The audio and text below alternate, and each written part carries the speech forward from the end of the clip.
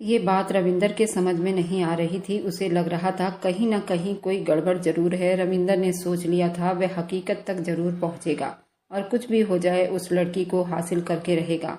गांव जाकर रविंदर के माँ बाप ने रविंदर और सविता की शादी का रिसेप्शन धूमधाम से किया था। सभी रिश्तेदार रविंदर की खूबसूरत पत्नी को देखकर जल भूनकर राख हो रहे थे। वह थी भी बहुत प्यारी। अपने स्वभाव और गुण से उसने कुछ ही दिनों में सब घर वालों के दिल में अपनी जगह बना ली थी। बस एक रविंदर था जो अभी तक उसे स्वीकार नहीं कर पाया था। मगर जब उसका गम कुछ कम हुआ तो सविता को देखकर वह सोचने लगा, इस सब में सविता की कोई गलती नहीं है। वह तो जानती भी नहीं कि मैं उस तक कैसे पहुंचा था। फिलहाल मैं सविता को कोई सजा नहीं दूंगा। ये भी मेरी पत्नी रहेगी, मगर उस लड़की को मैं हर हाल में हासिल करके रहूंगा। सविता को गांव में अपने माँ बाप के साथ रखूंगा। और रविंदर ये तय कर चुका था सविता का ख्याल रख रहा था, मगर अपनी बेताबी और दीवानगी अपनी पत्नी पर नहीं लुटा सका था। वह मंजर अभी तक उसकी आंखों में वैसे के वैसे ही था। ना चाहते हुए भी वह सविता के साथ कुछ ज्यादा लगाव नहीं रख पाया था। ना ही उससे कोई बात करता था, सिर्फ उसके कहे गए बातों का ही जवाब देता था। मगर इस पर भी सविता खुश थी। उसने कभी रविंदर से शिकायत नहीं की थी, ना कि उसके व्यवहार पर उसे टोका था। वह दिल से रविंदर की सेवा करती थी। उसके व्यवहार पर रविंदर को हैरानी होती थी। अजीब लड़की थी। शादी के नए नए दिनों में भी पति का ऐसा रूखा व्यवहार देखकर वह उदास नहीं हुई थी, बल्कि ऐसे खिली खिली फिरा करती थी जैसे उसे कोई खजाना मिल गया हो। गांव में 1 महीना बीत जाने के बाद जब रविंदर की छुट्टी खत्म हुई और वो वापस जाने की तैयारी करने लगा तो उसकी माँ ने कहा, रविंदर, अगर हो सके तो अपनी पत्नी को कुछ टाइम के लिए हमारे पास छोड़ दो। मैं अपनी बहू के साथ थोड़ा टाइम बिताना चाहती हूँ। ये सुनकर रविंदर खुशी से झूम उठा था। यही तो वह चाहता था और इसी फिक्र में परेशान भी हुए जा रहा था।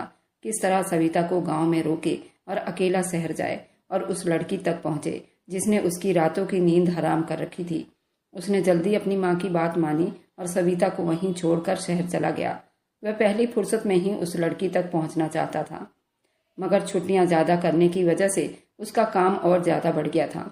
फिलहाल आते ही वह अपने जरूरी काम में बिजी हो गया था और फिर उसे एक बहुत जरूरी मिशन पर जाना पड़ा था। उस मिशन में रविंदर पर हमला हुआ था और वह जख्मी होकर अस्पताल पहुंच गया। कई दिन अस्पताल में रहने के बाद जब रविंदर को डिस्चार्ज किया गया तो सीधा गांव पहुंचा था, क्योंकि उसके माँ बाप उसके लिए बहुत परेशान थे। वह अपने कुछ साथियों के सहारे जब घर में दाखिल हुआ तो उसके माँ बाप दरवाजे पर ही उसका इंतजार कर रहे थे। रविंदर को इस तरह आता देखकर तड़प कर उसकी तरफ बढ़े थे और रोते हुए अपने बेटे की बलाई लेने लगे। मैं ठीक हूँ मम्मी, प्लीज आप लोग मत रो। मुझे बहुत तकलीफ होती है आपको रोता देखकर। और पापा आप भी परेशान मत हो, मामूली सी जख्म है, मैं जल्दी ठीक हो जाऊंगा। आप प्लीज मम्मी को समझाओ, ये तो मेरी जॉब है। इस तरह के जख्म आना बहुत मामूली बात है। आप लोगों को तो हिम्मत करनी चाहिए। अगर आप लोग इस तरह टूट जाओगे तो फिर मेरा क्या होगा? मुझे परेशानी होगी, मैं ठीक से अपनी ड्यूटी भी नहीं कर पाऊंगा। रविंदर की बात सुनकर उसके माँ बाप ने अपने आंसू साफ किए। सच में अपने परेशानी में वह डूबे बेटे को भी परेशान कर रहे थे। अपने बेटे को सहारा देकर अंदर लाए। सविता उसके पास आई और बहुत बेताबी से उसका हाथ थामकर भीगी आंखों से पूछने लगी, रविंदर आप ठीक तो है ना? आपको ज्यादा चोट तो नहीं आई? मुझे आपकी बहुत फिक्र हो रही थी। प्लीज आप अपना ख्याल रखा करो। मैं तुम बिन अधूरी हूँ। मैं आपको तकलीफ में नहीं देख सकती। मैं आपके लिए सूप बनाकर लाती हूँ, आप पियेंगे तो आपको बहुत अच्छा महसूस होगा। आपको दर्द हो रहा है ना? सविता ने एक ही सांस में कई सवाल कर लिए थे, जबकि उसकी बेताबी पर रविंदर थम सा गया था। उसकी परेशानी, आंखों की नमी रविंदर के दिल को अनोखे से एहसास दे रहे थे। वह उसकी पत्नी थी, उसकी फिक्र में घुले जा रही थी। और एक वो था कि ड्यूटी के बीच में भी उस अनजान लड़की को सोचता रहा। एक बार भी अपनी पत्नी के बारे में सोचने की हिम्मत तक नहीं की थी। माना वह अपनी मोहब्बत को नहीं भुला सका था, मगर ऐसा भी क्या था वह नामालूम मोहब्बत के जाल में फंसकर असली मोहब्बत को भुला दे। उसी पल रविंदर को खुद पर न जाने क्यों बहुत गुस्सा आया था। अपनी पत्नी बहुत प्यारी और दिल के करीब महसूस हुई थी। उसने मुस्कुराते हुए सविता के हाथ पर अपना हाथ रखकर बोला, मैं बिल्कुल ठीक हूँ और जिस तरह तुम मेरी फिक्र कर रही हो तो मैं 2 दिन में ही भला चंगा हो जाऊंगा। भला तुम्हारे होते हुए मुझे कहाँ तकलीफ हो सकती है? रविंदर ने मोहब्बत और नरमी से कहा। अपने शब्दों पर वह खुद भी हैरान हुआ था। वह सविता को स्वीकार करने लगा था। उस एहसास ने सविता के आसपास घेरा डाल दिया था।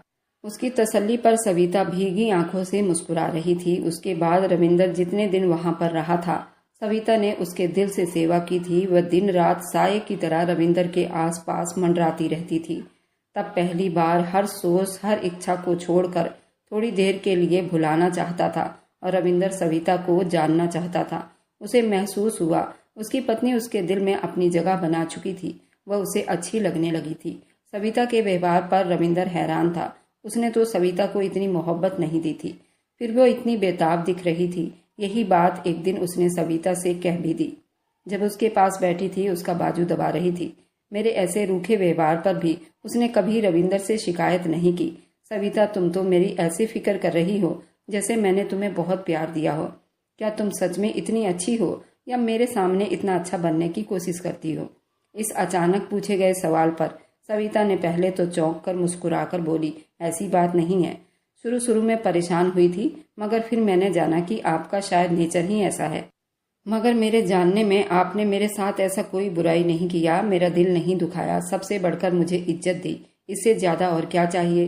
फिर आपको तो मैंने भगवान से प्रार्थनाओं में मांगा था, तो भला आपका साथ में पाकर क्यों खुश ना होती? सविता की बात पर रविंदर को करंट सा लगा था। क्या मतलब? तुम मुझे प्रार्थनाओं में मांगती रही हो? उसके हैरानी पर सविता मुस्कुराई और बोली, जी ऐसा ही समझ लीजिए, आपको ही मैंने अपने हर प्रार्थनाओं में मांगा है। पापा और माँ ने मुझे बहुत प्यार से पाला। मेरी मोहब्बत और परवरिश में उन्होंने कोई कमी नहीं छोड़ी। गरीबी के बावजूद भी मुझे हर वह सुख व चैन दिया। मैं खुद को बहुत खुशकिस्मत समझती थी, मगर कुछ वक्त के बाद मेरी जिंदगी से सुकून ही गायब हो गया था। कॉलेज में दाखिला लेते ही बेचैनी और दुखों ने घेरा डाल लिया था। मैं 10वीं में थी जब मेरा रिश्ता मेरे पापा के जिगरी दोस्त के बेटे के साथ हो गया था। शकल व सूरत में वह ठीक ठाक था, लेकिन पढ़ा लिखा नहीं था। अपने इलाके में कॉस्मेटिक्स का दुकान चलाता था, जबकि वो मेरे पापा के मर्जी से चुना गया लड़का था। फिलहाल मुझे भी कोई एतराज तो नहीं था। मैंने दिल से अपने मंगेतर को स्वीकार कर लिया था, मगर वो बहुत शक्की इंसान निकला। मेरी खूबसूरती से उसे अजीब सी वहम में डाल रखा था। उसे लगता था अगर लड़की खूबसूरत है और कॉलेज पढ़ने जाती है तो जरूर गलत कामों में पड़ी हुई है। इस शक की वजह से उसने मेरी जिंदगी हराम बना दी थी। शादी से पहले ही वो मुझ पर बहुत सारी पाबंदियां लगाना चाहता था। मैं पहले सर से दुपट्टा नहीं लेती थी, मगर अपने मंगेतर की खुशी के लिए मैंने दुपट्टा लेना भी शुरू कर दिया था, ताकि उसको तसल्ली हो जाए। मैं बुरी लड़की नहीं थी। जिंदगी में कभी किसी लड़के के साथ मैंने बात तक नहीं की थी, मगर अपने मंगेतर की वजह से मैं फिर भी चौकन्नी रहने लगी थी। फिर भी उसको मेरी तरफ से तसल्ली नहीं हुई। उसने मेरी पढ़ाई पर पाबंदी लगानी शुरू कर दी थी। मैं बहुत परेशान हुई थी। तब पापा मेरे लिए उठ खड़े हुए थे और साफ शब्दों में कह दिया था, अभी मेरी बेटी मेरे घर में है और मेरे घर में सिर्फ मेरा ही हुक्म चलता है। मुझे अपनी बेटी पर पूरा भरोसा है। वह जितनी चाहे पढ़ाई कर सकती है। जब वो तुम्हारे घर पर जाएगी तब तुम उस पर रोक टोक लगा लेना। अभी तुम उसकी जिंदगी खराब मत करो, वरना मैं ये सोचने पर मजबूर हो जाऊंगा कि तुमसे रिश्ता करके ही कहीं मैंने गलत फैसला तो नहीं कर लिया।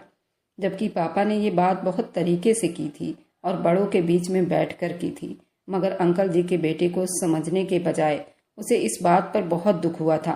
उसके माँ बाप उसका इतना सपोर्ट कर रहे हैं। जरूर इस लड़की का कहीं अफेयर होगा, लेकिन उस मूर्ख को ये नहीं पता था अगर मेरा कहीं अफेयर होता तो मेरे माँ बाप उससे मेरा रिश्ता ही क्यों जोड़ते। फिर मेरे मंगेतर ने खुल्लम खुल्ला मुझ पर इल्जाम लगाना शुरू कर दिया। मैं खराब लड़की हूँ, इसलिए घर बैठने की बात पर बेचैन हो गई हूँ। उसने तो सबके सामने मुझे गाली तक दे दी थी। ये कॉलेज के नाम पर लड़कों से मिलने जाती है, उसका चक्कर चल रहा है, इसलिए मेरी पाबंदियां उसे बुरी लगती है। अगर ये पढ़ाई छोड़कर घर बैठ गई तो अपने यार से कैसे मिल पाएगी। इतनी घटिया इल्जाम सुनकर मेरी बर्दाश्त अब जवाब दे गई थी और मैं बेहोश हो गई थी। मेरी हालत देखकर मेरे माँ बाप तड़प उठे थे और होना तो यही चाहिए था कि अंकल आंटी को अपने बेटे को समझाना चाहिए था, मेरा एहसास करते, मगर उन्होंने शर्मिंदा होना सीखा ही नहीं था। मेरी फिक्र करने के बजाय उल्टा अंकल जी मेरे माँ बाप को ही समझाने लगे। बात इतनी बड़ी तो नहीं थी कि तुम्हारी बेटी बेहोश हो गई, लगता है कोई गड़बड़ जरूर है। मेरी मानो तो उसे घर बैठाओ और कुछ दिनों में उसकी शादी का इंतजाम करो। बस जितना पढ़ना था पढ़ लिया। वैसे भी हमारे परिवार में पढ़ाई का कोई खास रिवाज नहीं है। मैं अपने दोस्त को अच्छी तरह से जानता हूँ। अगर तुम्हारी बेटी में कोई बुराई हुई भी तो मैं उस पर पर्दा डाल दूंगा। अपने बेटे को भी समझा दूंगा कि उसकी गलतियों पर उसे परेशान न करे और उसके साथ खुश रहे। अंकल आंटी ने मेरे बाप पर एहसान किया था, मगर इस बात ने मेरे बाप को अंदर तक तोड़कर रख दिया था। उन्होंने वहीं खड़े खड़े मेरा रिश्ता खत्म कर दिया था। मेरी तबीयत संभलते ही वो मेरे माँ बाप अपना घर और दुकान आधे रेट में बेचकर शहर के सुनसान इलाके में सस्ता फ्लैट खरीदकर मुझे और माँ को लेकर वहाँ शिफ्ट हो गए, क्योंकि पापा जानते थे कि रिश्ता खत्म होने के बाद पूरे परिवार वालों ने मेरा जीना हराम कर देना है और कुछ न करते हुए भी मैं मुजरिम बन जाऊंगी। शहर जाने के बाद मेरे सारे परिवार वालों ने हम लोगों से संबंध खत्म कर लिया था। वह जो कोई दूर दराज के रिश्तेदार जान पहचान वाले लोग थे, उन तक भी मेरे रिश्ता टूटने की बात पता चल चुकी थी। इस सब ने मुझे बहुत दुखाया था। मैं बीमार रहने लगी। मेरी वजह से मेरे माँ बाप भी अपने परिवार वालों से छूट गए थे। मैं बहुत शर्मिंदा थी। अपने माँ बाप की उदासी का जिम्मेदार खुद को समझने लगी थी, मगर मेरे माँ बाप ने मेरा साथ नहीं छोड़ा। उन्होंने मुझ पर बहुत ध्यान दिया, मुझे समझाया कुछ खुदगर्ज रिश्तेदारों की वजह से हम अपनी ज़िंदगी खराब नहीं कर सकते। मुझे अपने ज़िंदगी में आगे बढ़ना चाहिए। अपने माँ बाप के लिए मैंने खुद को संभाल लिया था। अपनी पढ़ाई भी शुरू कर दी थी, मगर अपने माँ बाप की परेशानी को समझ रही थी। मेरे रिश्ते को लेकर वे दोनों बहुत परेशान रहा करते थे। उनको डर था कोई भी मेरा हाथ थामने को तैयार नहीं होगा। तभी मैंने भगवान से रो रो कर प्रार्थनाएं की और मेरे किस्मत में कोई ऐसा राजकुमार को भेज दो जिसे देखकर सबकी आंखें खुली की खुली रह जाए। और कुछ न बोल कर भी मैंने अपनी बेगुनाही साबित कर ली। मैंने अपने प्रार्थनाओं को बढ़ा ली थी। खासकर मैं सारे व्रत रखा करती थी और सारे पूजा पाठ करती और भगवान से प्रार्थना करती रहती। मुझे कोई आम आदमी नहीं बल्कि पढ़ा लिखा अफसर मिले, ऐसा आदमी मिले जिसे देखकर मेरे माँ बाप की आंखें ठंडी हो जाए और उनकी सारी तकलीफों का बोझ एक झटके में उतर जाए। और देख लो, नतीजा आपके सामने है। जब आपका रिश्ता आया, मेरे माँ बाप को विश्वास ही नहीं हो रहा था कि उनकी बेटी को इतना अच्छा रिश्ता भी मिल सकता है। यही हाल मेरा था, मगर मुझे अपने भगवान पर पूरा भरोसा था। मुझे विश्वास था मेरा भगवान मेरी प्रार्थना जरूर सुनेगा और मेरी प्रार्थनाएं कभी रद्द नहीं करेगा। जैसा आदमी मैं चाहती हूँ मुझे वैसा ही मिलेगा। इसलिए आपका साथ पाकर मैं बहुत खुश हूँ। आप मेरी प्रार्थनाओं का आशीर्वाद हो। आपके साथ मैं बहुत ज़्यादा खुश हूँ। आपने मेरी ज़िंदगी की सारी परेशानियाँ दूर कर दी है। आपने मुझे वो इज्जत दी जो पूरे परिवार में आज तक किसी आदमी ने अपनी औरत को नहीं दी होगी। जो परिवार वाले हमें पूछते तक नहीं थे, वे खुद ही अब मेरे माँ बाप के घर आने जाने लगे हैं। फिलहाल मेरे माँ बाप आम इंसान नहीं रहे, वह एक अफसर के सास ससुर बन चुके हैं। रविंदर दम साधे सविता की बातें उसका सच्चा चेहरा देख रहा था, जिस पर बहुत खूबसूरत मुस्कुराहट सजी हुई थी। उसे अपने बुरे व्यवहार पर बहुत अफसोस हुआ था, मगर वह अपने दिल का क्या करता जो अभी तक उस लड़की पर टिका हुआ था। किसी हाल में भी वह उसे भुलाने को तैयार नहीं था। और फिर अभी तक ये मामला भी हल नहीं हुआ था कि वह लड़की थी कौन और वह सविता के फ्लैट में क्या कर रही थी। ये लोग जरूर उससे कुछ छुपा रहे थे। रविंदर के दिल से उसके लिए बुराई खत्म नहीं हुई थी। वह अभी भी अपनी बात से पीछे नहीं हटा था। उस लड़की को अपनी जिंदगी में शामिल करेगा। फिलहाल सविता को भी अपनी पत्नी के रूप में स्वीकार कर चुका था। दुनिया में बहुत से आदमी मौजूद थे जिन्होंने एक साथ 2 शादियां कर रखी थी, तो रविंदर ने भी ऐसा कुछ सोच रखा था। वह अपनी दोनों पत्नियों के साथ अन्याय करना चाहता था, मगर अपनी मोहब्बत से पीछे हटना रविंदर के बस की बात नहीं थी। वह हर हाल में उस लड़की तक पहुंच जाना चाहता था। जब उसने वापस जाने की बात की तो उसके माँ बाप और सविता ने यह फैसला किया कि सविता भी रविंदर के साथ जाएगी। रविंदर ये बात सुनकर बड़ा परेशान हुआ था। वह अभी तक सविता को अपने साथ ले जाना नहीं चाहता था। कुछ सोचकर उसने एक बहाना खड़ा किया। अपने माँ बाप को कहने लगा, मेरी ड्यूटी है, मेरा जाना बहुत जरूरी है, मगर खतरा अभी टला नहीं है। ऐसे में सविता को अकेले घर में रखना ठीक नहीं होगा। मैं चाहता हूँ कुछ टाइम आप सविता को अपने पास ही रखो। जैसे ही समस्याएं संभल जाएगी मैं उसे अपने साथ ले जाऊंगा, मगर अभी मुमकिन नहीं। रविंदर की बात पर उसके माँ बाप बेचैन तो हुए थे, मगर उसकी बात समझ रहे थे। फिलहाल उसे तसल्ली हुई। उसके माँ बाप ने अपनी बहू को समझाकर अपने पास रोक लिया। शहर पहुंचकर उसने पहली फुर्सत में उस लड़की के बारे में जानने की ठान ली। उसने साथ ही उस फ्लैट के ऑनर से बात की। उसने एक टीम बनाई जो कि उस फ्लैट की हर बारीक जानकारी उसे दे सके। उसने कहा, सर आप बिल्कुल फिक्र मत करो, बल्कि ऐसा करना, अगर वह लड़की आपको दोबारा दिखे तो उसी वक्त मुझे बता देना। मैं पुलिस वाला बनकर जाऊंगा, उनके घर की तलाशी लूंगा। फिर हम उस लड़की को बरामद कर लेंगे और हकीकत सामने आ जाएगी। ये इतनी बड़ी बात नहीं है। रविंदर को यह आइडिया बहुत ही पसंद आया था। वह रोज घर आने के बाद छत पर जाता ताकि उस लड़की को देख सके। मगर इतने दिन बीत जाने के बाद भी वह लड़की नजर नहीं आई थी। रविंदर अब उसको अपना बहम समझकर भुलाने ही वाला था। तभी एक शाम कमरे की खिड़की खोलते ही रविंदर ने देखा उस फ्लैट के कमरे की लाइट जली हुई है। रविंदर तेजी से छत पर पहुंचा और देखा वही लड़की वहां मौजूद थी। उसने लाल रंग का सूट पहन रखा था और खूब सजी हुई थी। पूरे कमरे में डांस करती फिर रही थी। वह आज पहले से भी ज्यादा खूबसूरत लग रही थी। फिर उसने अचानक से खिड़की में आकर रविंदर की तरफ देखा और मुस्कुराई। रविंदर ने जल्दी अपने साथी को कॉल की जो पास ही मौजूद था और चौंका था। रविंदर के कॉल मिलाते ही वह जल्दी ही कुछ आदमियों के साथ पुलिस वाला बनकर उस फ्लैट में जा पहुंचा। उसने रविंदर के सास ससुर से कहा, कुछ मुजरिम आपके फ्लैट में घुस आए हैं और इस बिल्डिंग में छुपे हुए हैं। इस बारे में हमें आपके फ्लैट की तलाशी लेनी है। गरीब लोग थे, पुलिस वालों को देखकर घबरा गए और बिना कोई सवाल जवाब किए जल्दी से एक साइड को हो गए। रास्ता मिलते ही रविंदर के बंदे फ्लैट में घुस गए। पूरे फ्लैट के तलाशी ले गई मगर उन्हें वहां कोई लड़की नजर नहीं आई, जबकि रविंदर अभी तक उस लड़की को देख रहा था। फिर देखते ही देखते कमरे की लाइट ऑफ हुई और वह लड़की अंधेरे में कहीं गुम हो गई। उस वक्त रविंदर के आदमी भी रविंदर के पास पहुंच चुके थे और बोले, सर आपको कोई गलतफहमी हुई है। उस फ्लैट में कोई लड़की नहीं थी। हमने पूरे फ्लैट की तलाशी ली है, आसपास के लोगों से भी पूछताछ की है। सबका यही कहना है इस फ्लैट में 2 बूढ़े माँ बाप रहते हैं और उनकी एक बेटी है जिसकी कुछ टाइम पहले ही शादी हुई है। ये सुनकर रविंदर चकरा सा गया था। वह बच्चा नहीं था और ना ही वह कोई दिमागी मरीज था। उस लड़की को अपने दिमाग में बसाकर पागल हो रहा था। उसने बहुत बार उस लड़की को देखा था। आज भी अपने होश हवास में उसने उस लड़की को देखा। वह लड़की तो उसकी तरफ देखकर मुस्कुराई भी थी। तो क्या इतना कुछ उसकी नज़रों का धोखा हो सकता था? ये नामुमकिन बात थी, मगर वह अपने साथियों की बात को भी नहीं झुठला सकता था। उन्होंने पूरे फ्लैट की तलाशी ली थी, वह लड़की नहीं मिली थी, जबकि रविंदर उस लड़की को अपनी आंखों से देख चुका था। वह अपना सर पकड़कर बैठ गया। कुछ समझ नहीं आ रहा था आखिर वह कौन थी और उसको खुद ही अपने दिमागी हालात पर शक होने लगा था।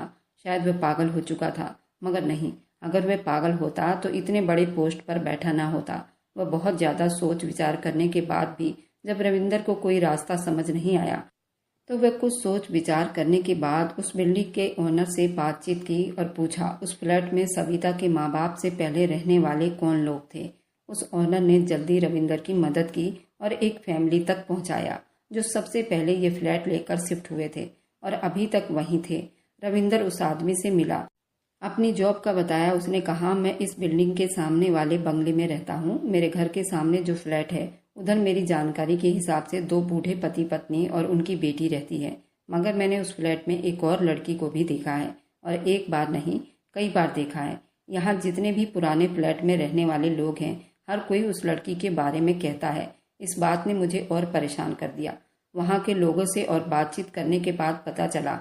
वह आदमी बोला, जी सर, मैं जानता हूँ, आपने जरूर उस लड़की को देखी होगी। वह लड़की हर किसी को नहीं दिखाई देती, मगर आपको नजर आई है। जरूर वह चाहती है कि आप उसके असलियत तक पहुंचे। असल में वह लड़की मर चुकी है और नजर आने वाली उसकी आत्मा है जो उस फ्लैट में भटकती फिरती है। जब ये बिल्डिंग बनी थी तो सबसे पहले मैंने ये फ्लैट लिया था। मेरे यहाँ शिफ्ट होने के बाद एक आदमी आया था उस फ्लैट में। उस आदमी ने एक लड़की खरीद कर लाया था। हम पति पत्नी निसंतान थे, बस अपनी जिंदगी पूरी करने के लिए यहाँ पर रह रहे हैं। मेरी पत्नी बहुत बातूनी थी। जब उसने देखा कि उस बिल्डिंग में एक लड़की भी रहने के लिए आ चुकी है तो उस लड़की से मिलने जा पहुंची थी। तब हमें मालूम हुआ था कि उस आदमी ने उस लड़की से शादी की थी, मगर उसे अपने घर नहीं ले गया था क्योंकि वह आदमी राजघराने से था। उनका परिवार ठाकुरों से संबंध रखता था। वह छुपाकर एक गरीब लड़की को अपनी पत्नी बना बैठा था, इसलिए वह अपनी पत्नी के साथ उस बिल्डिंग में शिफ्ट हो गया था। वह लड़की बहुत प्यारी थी। मेरी पत्नी बताती थी कि वह हर वक्त बिल्कुल खूबसूरत बनी सजी सवरी, बहुत चंचल और शरारती सी थी। उसे ठाकुर की पत्नी बनकर बहुत खुशी हुई थी। जरूर माँ बाप के घर में उसने बहुत गरीबी देखी होगी, मगर उसकी ये खुशी कुछ दिनों तक थी। उसके बाद उसके जिंदगी के बुरे दिन शुरू हो गए थे। कुछ यूँ था, कुछ लड़कों ने भी हमारी बिल्डिंग में फ्लैट लेकर रहना शुरू कर दिया था। कॉलेज के लड़के थे, सुबह को जाते शाम को वापस आते थे। बाकी टाइम अपने फ्लैट में रहकर खूब हल्ला गुल्ला करते थे। वे लड़के बहुत शरीफ थे और अपने काम से काम रखते थे, मगर उनके यहाँ आने से लड़की की जिंदगी बिल्कुल मुश्किल में हो गई थी। वह आदमी जो पहले बहुत शौक से उस लड़की को ब्याह कर लाया था उस पर शक करने लगा था। उसको लगता था उसकी पत्नी कॉलेज के लड़कों के साथ चक्कर चला रही है और उनके लिए सस्ती संवरती है। उसकी पत्नी ने उसे अपने ऊपर विश्वास दिलाने की बहुत कोशिश की थी और वह कभी घर से बाहर नहीं निकलती थी और न उन लड़कों को जानती थी, मगर वह जालिम आदमी उसकी बात पर विश्वास करने को तैयार नहीं था। उसका शक इतना बढ़ गया था कि उसने अपनी पत्नी पर रोक टोक लगानी शुरू कर दी थी। उसके हंसने बोलने पर भी रोक लगा दी थी और घर से बाहर निकलना तो बिल्कुल ही खत्म कर दिया था। उस पर भी उसकी बस ना हुई।